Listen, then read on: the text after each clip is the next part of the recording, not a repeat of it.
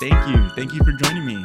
This is Psycho Silver. My name is Jerome. I do hope that today you're counting your wealth in ounces, and also, very importantly, that you're holding your word, especially to yourself. It's never been so important. What I'm doing on this channel is I'm combing through the news for hours. It's what I do. It's what I was doing long before I started this channel.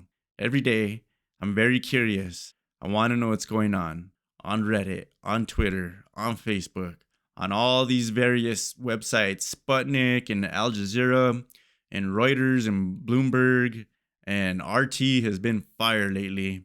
Many others. The Economist, Epoch Times, Gateway Pundit, and of course, Zero Hedge. I go through all these websites and also data and statistics websites, and I get a lot of good hints on where to look from Twitter. I go through all these websites and I do my own little aggregation.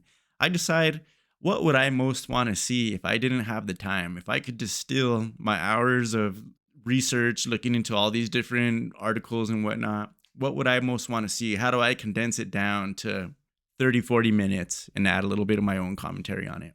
And so that's what I do. And it's going well. I hope eventually that I am able to grow this channel. Please support me with a like if you enjoy any of this, because I do want to grow it to a point where I can get some big fish to interview for us. And I think I would be really good at asking interesting questions. And so that's the goal. This is supposed to be a service to you.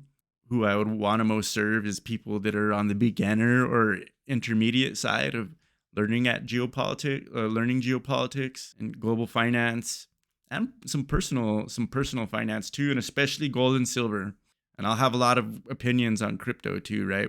So I'm just trying to get a grasp on what's going on, and you need to understand money to really be able to do that, right? And so we will jump into the news, but before I jump into the news, there's one thing that I wanted to talk about real quick. I did see a comment today.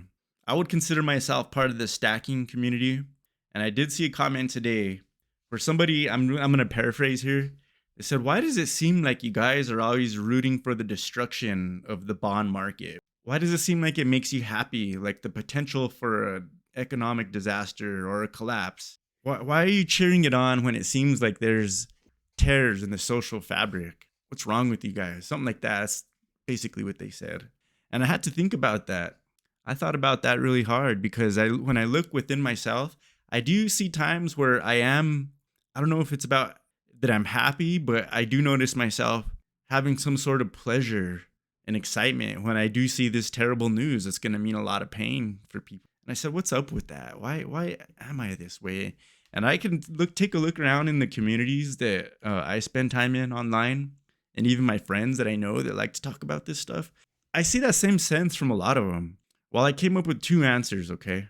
And the first one, this is very dark. We'll start with the really dark answer. Well, they're both dark in different ways. The first reason that it seems like we get excited when there's horrific news about the economy or destruction in the global monetary system, stuff like that.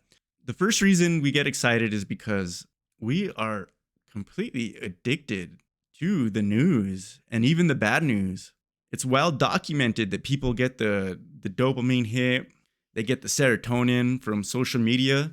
It's engineered to get you addicted, and they do it through that system. And it's the same system that makes us addicted to everything. It's the same system that gets people hooked on drugs, alcohol, that gets them addicted to one that I noticed. This is one of my favorite examples, is people that are addicted to driving dangerously. It's an addiction. You get a rush from going really fast and taking risks while you're out driving, and objectively it's very stupid, and you can hurt yourself and hurt other people.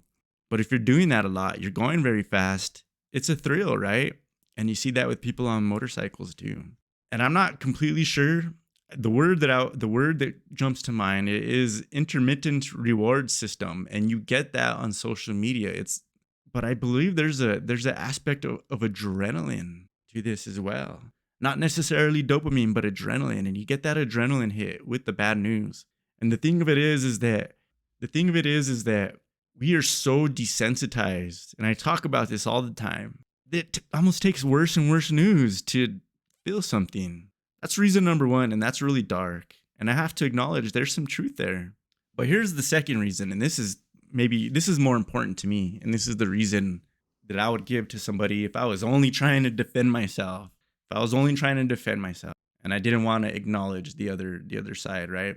It's very difficult when you reach a certain level of awareness about society, about culture, about the social dynamics between people, about relationships, about the corruption in politics. When you become very aware of all that stuff, and maybe the final stage for a lot, maybe people go in different stages, but for a lot of people, I would say one of the final stages is finally understanding economics and finance and the dollar debt system.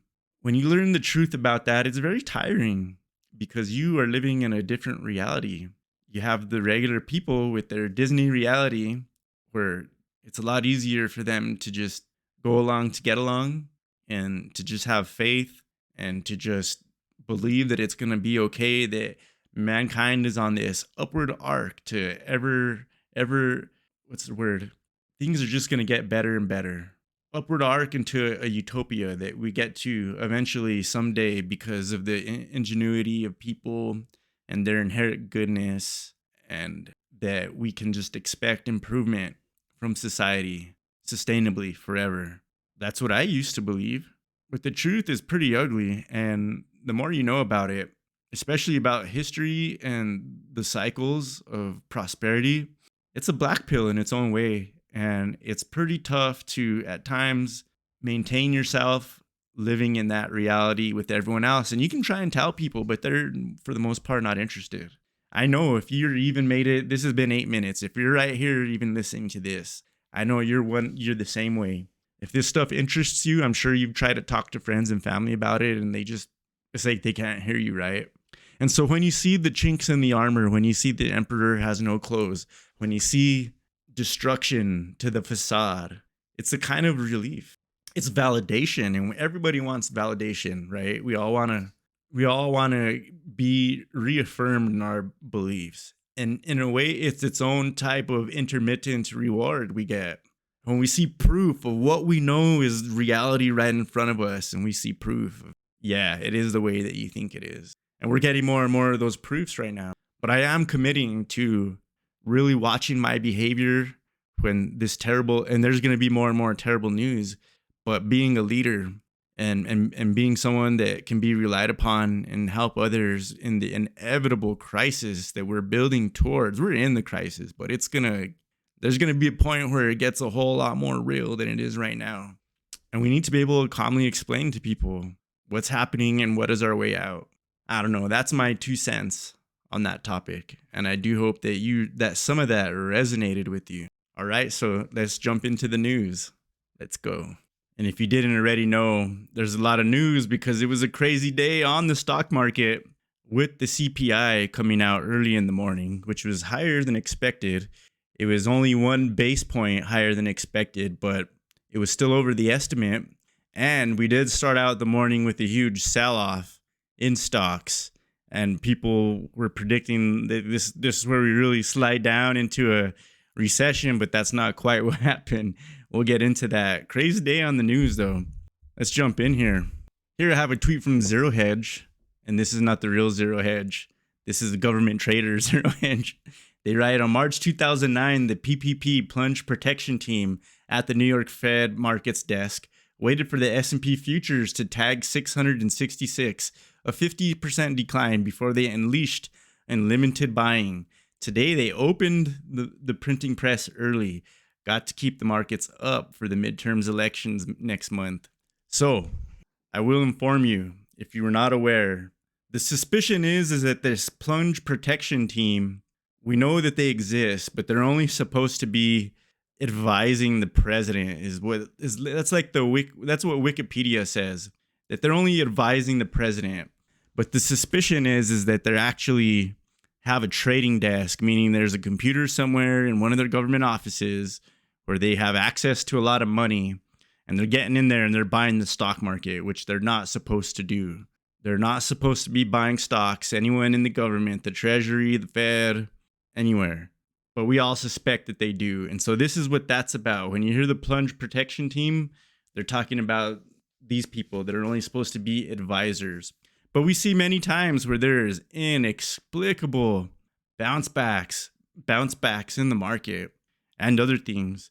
We do suspect that maybe not exactly the plunge protection team, but something similar therein is what's responsible for those crazy gold and silver smashes that we're used to seeing all the time. And we're gonna look. There was some of those today too. They had it all going on today. Next tweet. This is Kim.com.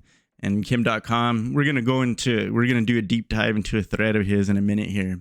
He writes, banks invest your money in the stock market. The law permits that. But when the stock markets collapse, your money is gone. He's advising, withdraw most of your cash and get physical gold as soon as possible. You can always exchange gold back into currency. I'm trying to help you. Well, that's his opinion there. That's what I'm doing. Kim.com has had some really good calls just on everything that's going on, for whatever it's worth. This guy has been on the money quite a bit. I don't know if I fully trust him, but when he speaks, I'm certainly paying attention. I'll tell you that much. Here we have another tweet from Kim.com. He writes, sanctions against Russia are only hurting Europeans. The US government sends the EU into the economic slaughterhouse. That's exactly at least what we saw with Germany. To the slaughterhouse they went. And here you just have a simple chart of, what is this? Economic activity. It's just general economic activity. And so if you're not paying attention to Russian stock prices, if you just were looking at stock prices, okay, they're telling you that Russia's being destroyed by the sanctions, that they really hurt themselves, that their economy's crippled and all that sort of stuff. But their economic activity, it's still there. By that measurement, they're doing well, better than the Europeans. And this is the source on that is Goldman Sachs. If you can't see that, Viciad the Void writes, hence why the administration is really after the guns. Okay, we'll call that foreshadowing. Why does Viciad the Void say this is why the administration is really after the guns? That'll be our foreshadowing there. I did like this tweet here. Isaac Al-Ghazani. Cryptocurrency is the most risky form of currency. No electricity, no money, no internet, no money, no digi-wallet, no money. Hackable and easily stolen. Someday programmers can be encoded. They can generate as much as they want, leading to uncontrolled inflation. Well, you can have a cap in your coin, but that doesn't mean the protocol can't be changed, right? And what do people do if it's something that they can vote on? They can always change that, right? But the problem is that there'll always be another cryptocurrency. This is why I believe that I believe cryptocurrency is the answer, and some of these cryptocurrencies will be a bridge to the next thing. And so I don't believe that they're all bad, but I think the perfect one is based on something that is finite and not a finite amount of cryptocurrency that's programmed a finite amount of something in the physical world, like gold and silver. The perfect cryptocurrency divides the gold and silver. I believe that is what's coming. A country with a USD printer will never go bankrupt, regardless of the size of public debt, as long as it has a strong army, productive global influence, and the ability to interfere in most world countries. Yes, that's what we're seeing right now. But I almost want to leave I thought these were good points and they're a good springboard into a conversation. But what I would say to this Isaac here is you are correct, but you are not accounting for the amount of leverage in debt, the leverage debt. They counted the debt, but not the leverage in the derivatives and the interconnectedness and the need for exponential growth. That's the problem. And that's why it can go bankrupt, in my humble opinion. I'll comment after the show.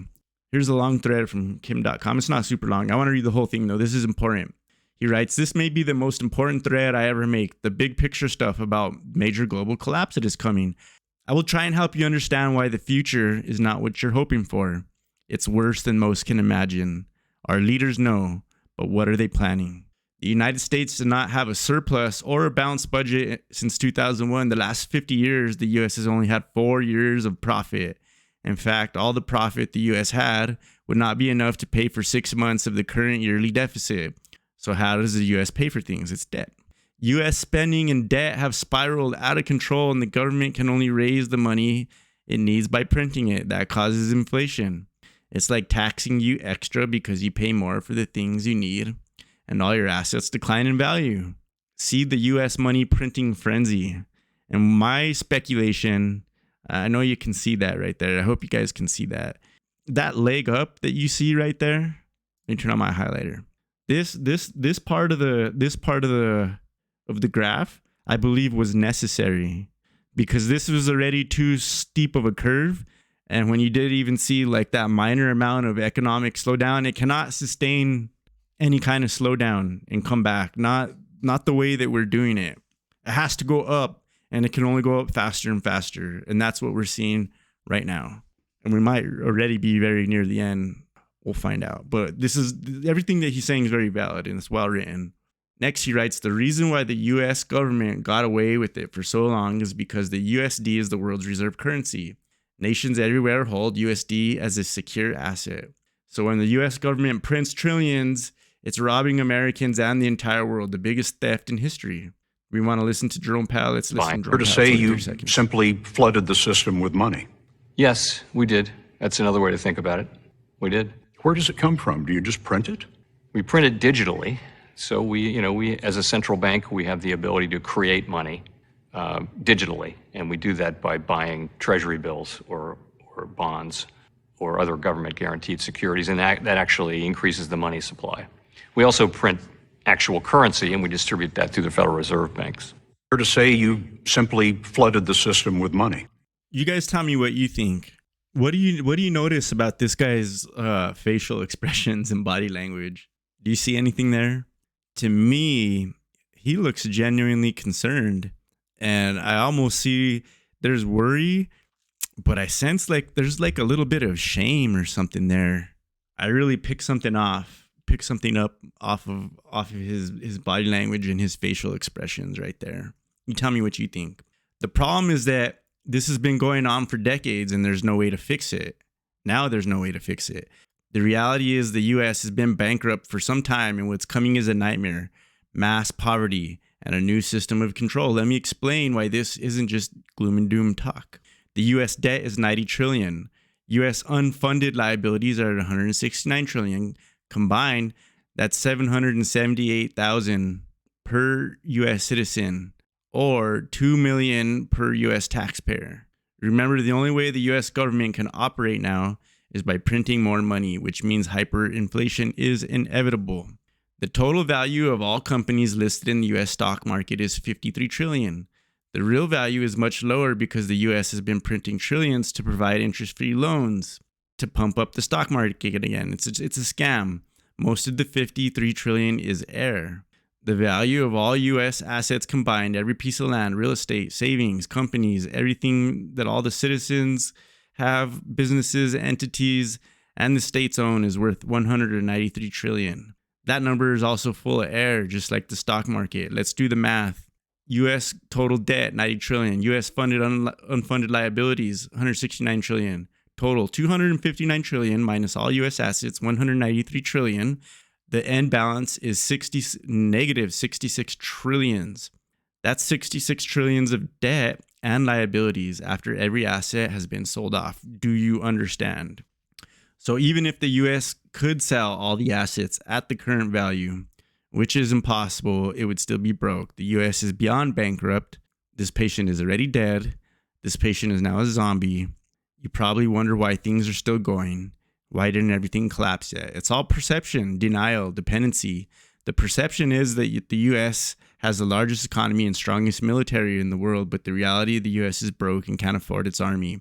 The denial is that all nations depend on a strong USD or global markets collapse. The reason why the US zombie keeps going is because the end of the US is the end of the Western prosperity and an admission that the current systems failed as a model for the world. It does not change reality. The collapse is inevitable and coming. What are our leaders planning? You may have heard about the Great Reset or the New World Order. It's a controlled demolition of the markets, economies, and the world as we know it. A shift to a new dystopian future where the elites are masters of the slaves without the cosmetics of democracy? ? Without a controlled demolition, the world will collapse after all, including the elites. The world has changed so much and nothing seems to make sense anymore. The blatant corruption is out in the open, the obvious propaganda media, the erosion of our rights. So what is the end game? I mean, like I've said before, I don't know how much I fully trust this Kim.com, but everything that he said there is pretty accurate. In fact, I don't know that there's any single piece of that I don't think I would really debate any part of that. That all seems about right to me. And he didn't mention the derivatives either. He didn't mention the leverage or the derivatives, which are a key component. I mean, we do also have the dollar. The dollar milkshake is a piece of this too. It's part of the reason that we're able to continue for so long is the dollar milkshake is propping up the dollar. And it makes it very difficult for these nations. You know, they signed a contract to pay back debt, and nations need good credit too. Like, you know, like an individual, like credit's important. You want to be credit worthy, able to borrow to build stuff. And so they want to pay it back. And by them borrowing that money and paying it back, it keeps the system going. I hope that was helpful to you. That is a great explanation of what's really going on. Okay, so let me jump in here. Here's here's a couple of responses underneath. Oh, the Happy Hawaiian commented, I'm interested. He said the most important thread, but you end it with no advice, no opinion, just an open question. The Architect writes, it all means nothing in the end. We are at the mercy of dynamic movements of the universe, and our time is almost up. We are just another micro speck of a civilization that's about to die off, and nobody else in the universe will ever know we were even here. Ouch, you guys are... Man, I don't know if it's gonna be that bad. It's gonna be ugly for sure, but I don't know if I fully buy that. That's really dark. Well, I did lose the response to this, but one of the main responses to this thread here, I shouldn't have touched that backspace button. I should have used this one. One of the main responses to this is what we foreshadowed with, hence why the administration is really after the guns. Yeah, those guns are going to be so much more dangerous after we do begin the final phase of this collapse. It's coming. How soon? I don't know. We can go another decade. And that's something I want to emphasize. Don't stop living your life. Don't live in paranoia. This could go on a lot longer than you think. And that's a big fact. Okay, let's go on to the next thing. Speaking of adrenaline, right? Oh my gosh. And this was one of the tweets I was responding to in the opening. Has there ever been a time when more people are actually praying for the Treasury bond market to break? And here's a little bit of news that I put together for myself. Psycho Silver writes, silver, gold, and ETFs absolutely obliterated at the same time. On the same day we find out inflation is persistent.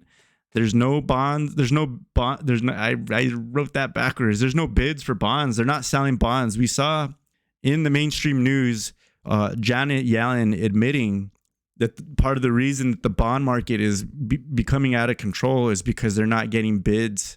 That's why there's a lot of speculation to why the yields are spiking so high, and that makes the debt unaffordable. But I have speculated in the past it's because people don't want to buy them. And it seemed like Yellen confirmed that, at least in some measure. Also, we have a downtrend in equities and volatility. Yet, when you open up, it seems like the perfect solution to all this is gold and silver. Look at that bar down. That's blatant. That's blatant. And one of the most important things we can say about this is let's say you do want to sell that much of your contracts for gold or silver, okay? In this case, it's the ETF, SILJ, okay? Let's say you had that many shares of SILJ to sell, okay? Let's just say you did, and you wanted to sell them. The only way that moved down, look how big of a move down. It's from $9.42 all the way past $9. If you have that much to sell, you're not going to do it in one swoop like that. You'd be an idiot. You would be losing your money. Your job is to get the best possible price you can for things that you're selling. And moves down like that only happen when there's an open order. There's a market order. You're selling it all at once, and you're eating it basically every bid on the way down. Terrible way to sell. No one would do it. No one in their right mind. I can't even imagine how much the amount of dollars those shares of the ETF would have cost. Makes no sense unless you are trying to slam the price down. And something like the Plunge Protection Team somewhere is at some sort of computer that they have. Where would they have a computer set up in the White House somewhere? And there's someone with just unlimited funds on freaking some brokerage account just hammering sell, baby. I don't know what else to think. So if anyone can imagine, if you could just imagine how that would possibly look, you tell me. I would love to hear your opinion. I would love to hear it. And we saw the same thing in the price of silver. Slam down. And here's a similar, these are slam. That is unusual, guys. That is not normal. And there you have gold, slam in the gold. GDX, that's your gold ETF. Very clear. And I did take that post from Reddit. And here was one of the apes just pointing it out. This ape says back up the truck. And I say, yes, definitely. Back up the truck. Now's the time to be buying. You have every single reason to be buying gold and silver. Same thing, same chart, different colors. Slam. That is crazy.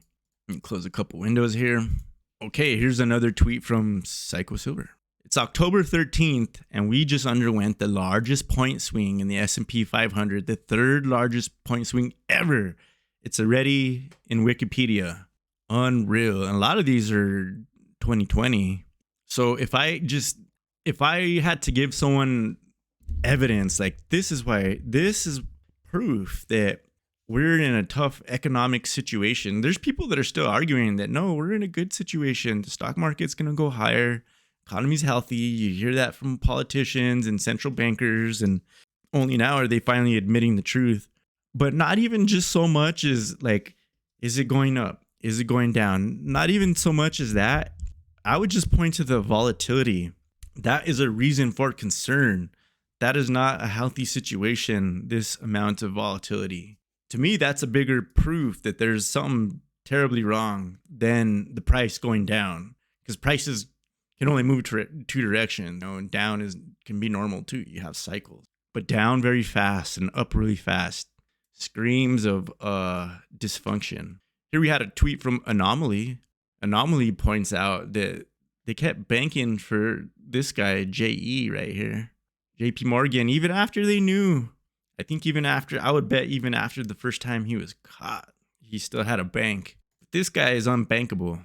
And let's not forget, all these people, all these banks have been caught doing terrible things, including laundering drug money. And that I can say. The other things I can't say, but laundering drug money, I can say that. And YouTube added that. Here we had a tweet from RT, been a great source for news.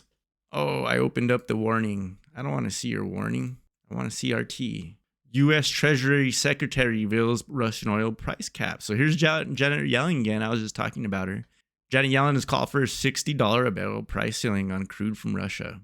Setting a price ceiling for Russian oil at about $60 per barrel is expected to reduce Moscow's energy revenues while still ensuring profitable production. The only thing I have to say about this, I'm not going to read the whole article. It only works if people are willing to do it. And what are you going to do? Tell European countries to just go cold? To not have electricity? And are they even listening to you? India isn't listening to it. We used to be tight with India. India and the US they were tight at one point. Not so much anymore. Saudi Arabia, same story, but they're a producer. But I'm sure there's other examples of where we were close with these nations recently and we're not close anymore. And I do often wonder why we do still have so much sway over these European nations. I suppose that it's because of central bankers more. So a price cap seems pretty meaningless. Here's a funny way of putting it. Unusual Whales wrote, this is not a cryptocurrency or a penny stock. This is the S&P 500. And there's a graphical representation of the crazy, crazy swing we saw today in the price of the S&P. I just picked this out because this is like the main risk to me. This is what worries me. Financial stability risk jumps amid cascading shocks. Stubborn inflation, IMF warns. That's the one. That'll be the thing that gets us. It'll be those cascading shocks. Because the whole system is interconnected, right? The International Monetary Fund has warned of a disorderly repricing in markets.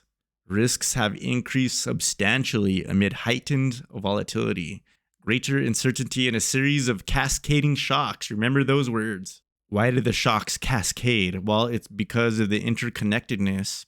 It's because of the leverage and derivatives. It's because all these assets are packaged up and repackaged and sold, and they're traded with leverage so many goddamn times that there's no fucking way to know who belongs to what. And when this goes down, how much it brings the next thing down or up, and who owns full rights to an asset. The reason that it's so important to own gold and silver, like Bill Holter, one of my favorite commentary guys, says, there's no liabilities on a piece of gold or silver. There's no counterparty risk. You're not relying on anyone to pay you for that thing to work. You don't need permission for gold and silver. It's in your hand. You put it in your hand. This is, let's say any of this is true. This is what's going to matter the most right there. And I'm not as doom and gloom as as Kim.com. I don't see it that. I think we'll need a massive reformation, and there's going to be a lot of pain. And Americans especially are going to experience pain because they're used to a certain kind of lifestyle, and energy is going to be very expensive. But this right here is going to go a long freaking way. And at the very worst, okay, let's say it's all bullshit. While you're buying an asset that can never go to zero, and there's expenses that keep this limited to a certain amount of downside, it cannot go to zero. And I don't believe it can really even go much lower than it is right now. It's too useful.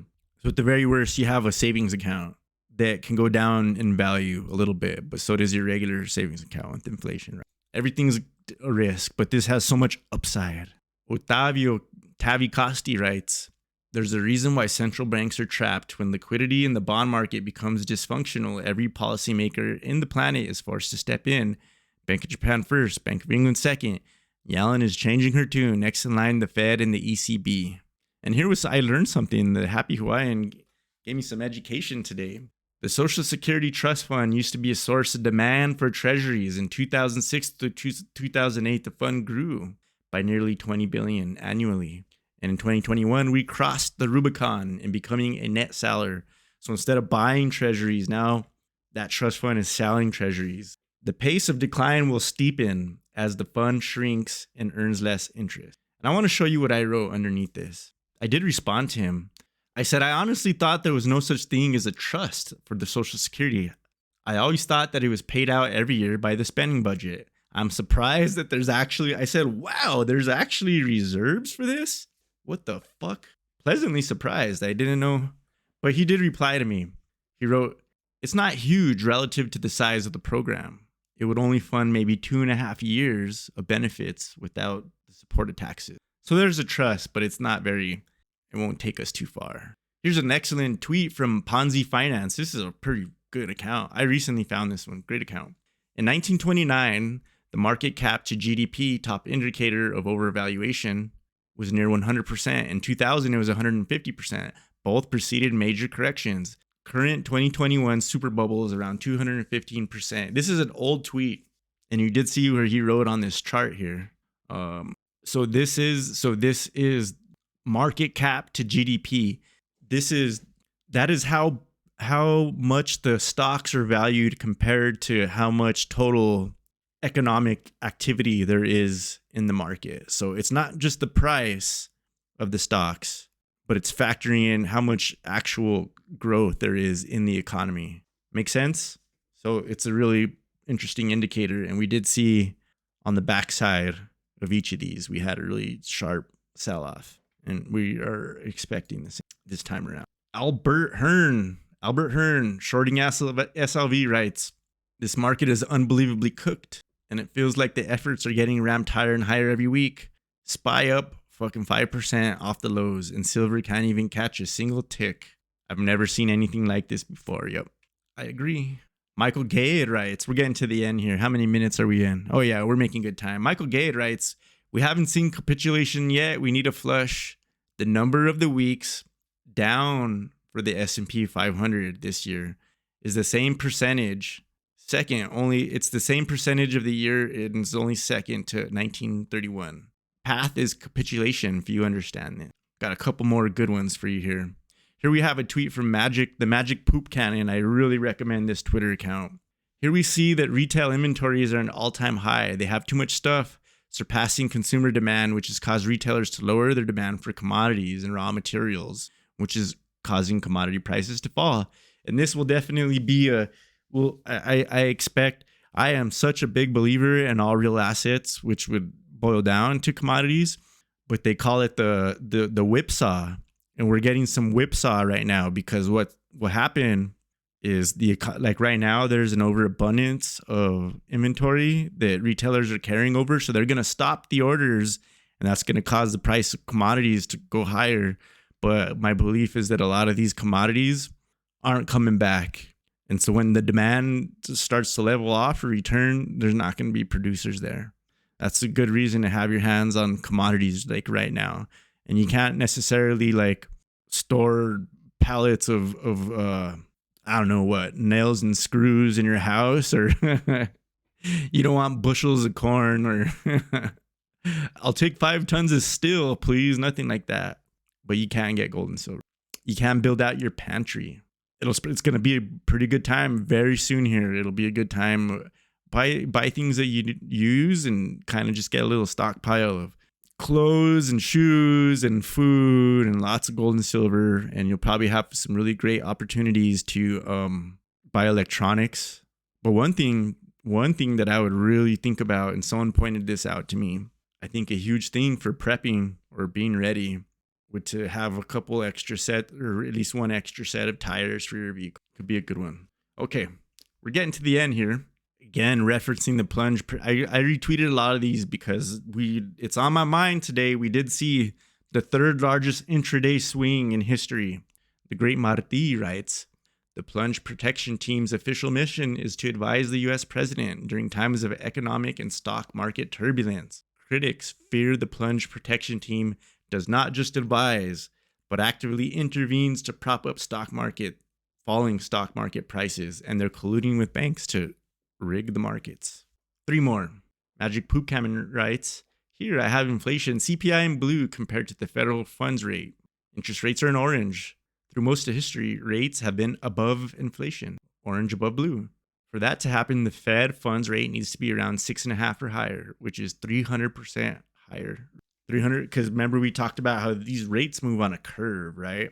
Yep. So we would need to be way up there, and we did. If you watched last night's episode, and I'll reiterate, these rates are on a curve, and what happens is when you raise the rates, it's not linear. So the higher the rates go, the more money that's sucked out of the economy, and not just our economy, but the world economy.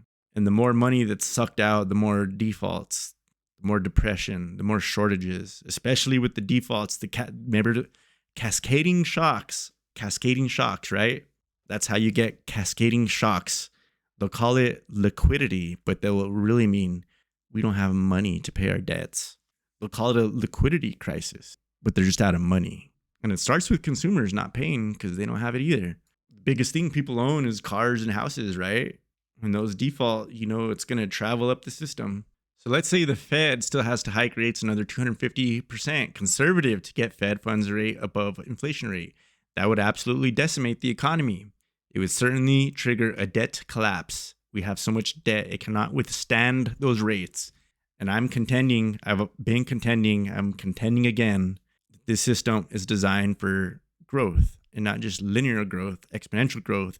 And when that growth is disrupted, bad things happen. Last thing I'll leave you with is a tweet from Zero Hedge here. Zero Hedge writes, JP Morgan CEO Diamond says banks sitting on 1.2 trillion of cash. And I assume that they probably have the bright idea of buying a bunch of stuff on sale, or I don't know what they're doing. Banks don't care about cash, I'll tell you that much. I mean, they need it, but they also create it out of nothing. But I guess they go under like anyone else if they don't have enough. So weird. They care about assets. Cash just means options. People like cash because it gives them options. If someone had the choice between having, on one hand, I could have everything that I could possibly want, and on the other hand, I could have cash. Which would I rather have? cash or everything that I would ever want. A lot of people would take the cash because you got more options and you might change what you want. And in 2 years, you might want something different and you still have the cash. But if you had everything that you wanted, well, maybe you don't want it in 2 years, right? 1 year, 1 week. And that brings me to the end of the show. Thank you so much. Thank you for joining me on today's show. I'm doing this to serve you, and I do hope that you find value in the things that I'm bringing to the table here. I'm going to be here every day, and we're going to do a show after show and grow this until we get some interesting guests. And even then, we're just going to keep growing. And with that, I do want to say that I hope you are in good health. Truly, I hope you're in good health. And if you're not, I hope that you get better really soon. Please eat whole foods. Please have greens and protein. Please take your vitamins. Vitamin D and zinc are good ones to have right now. Drink plenty of water, and exercise and sunshine are so important. I want you to feel good. And with that, I do appreciate you coming along with me for this ride. And I will be back very soon. You have a good night.